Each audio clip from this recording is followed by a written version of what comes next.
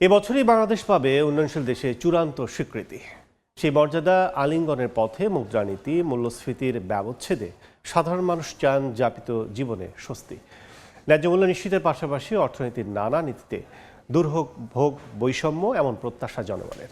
নতুন বছরে সাধারণ মানুষের প্রত্যাশার কথা জানাচ্ছেন অন্তরা সেন। ক্যামেরায় ছিলেন আশরাফুল ইসলাম ও শেখ সালাউদ্দিন।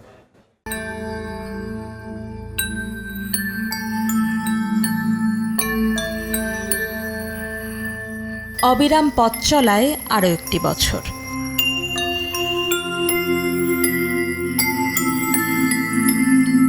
আবারও স্বপ্ন বাস্তবতার পরিচ্ছেদে লেখা হবে প্রত্যাশা প্রাপ্তির নতুন অধ্যায়। নতুন বছরে জমিন চাষে আসলাম শেখের কপালে হয়তো আর ভাঁজ ফেলবে না সারের দুশ্চিন্তা।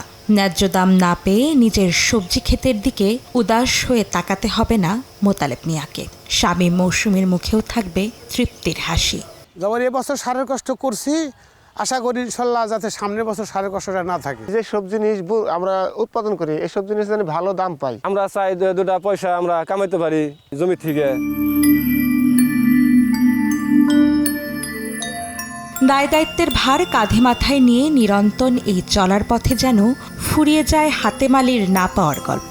স্বনির্ভর হালিমার রোজগারের পথে যেন কেটে যায় স্থবিরতা। 500 টাকা নিয়ে গেলে বেশি বাজার পাওয়া যায় না। দাম কমলে তো গরিবেরও ভালো। দ্রব্য নির্মার্জন নিয়ন্ত্রণের ভিতরে রাখতে পারে।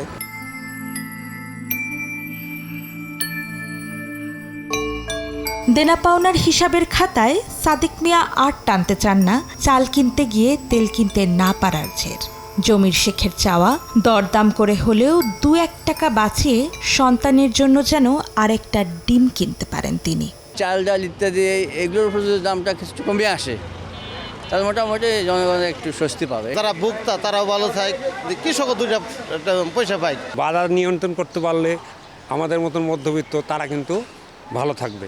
নতুন বছরের শুরুতেই মূল্যস্ফীতির পায়ে বেরি পড়িয়ে আমানতকারীরা ছুটতে চান ব্যাংকের দিকে।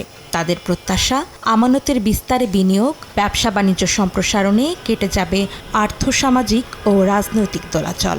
মূল্যস্ফীতিটা কমে থাকুক, ব্যাংক ব্যবস্থা সহ আর্থিক ব্যবস্থা টোটাল বিষয়টা যদি সরকার নিয়ন্ত্রণ করতে পারে তাহলে আপামর জনসাধারণের জীবন ব্যবস্থাটাও অনেকটা সহজ হবে। বিগত বছরের হানাহানি মারামারি ভুলে গিয়ে আমরা একটি সুন্দর জীবনযাপন করতে চাই।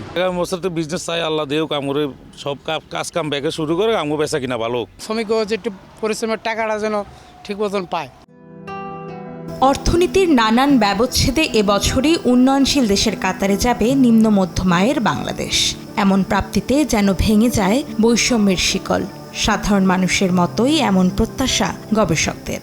সবচেয়ে বেশি যেটা আমাদেরকে নজর দিতে হবে সেটা হলো যে কিভাবে বিনিয়োগে আমরা চাঙ্গা ভাবটা আনতে পারি। আমাদের যে বাণিজ্য, ব্যবসা, পরিবেশ, উদ্যোক্তাদের যে ধরনের প্রতিবন্ধকতাগুলি ফেস করতে হয়, এটা কিভাবে আমরা আরও নিরসনের দিকে আমরা যেতে পারি। তো এখানে ধীর গতিতে চলার কোনো ধরনের আমাদের কিন্তু স্কোপ নাই।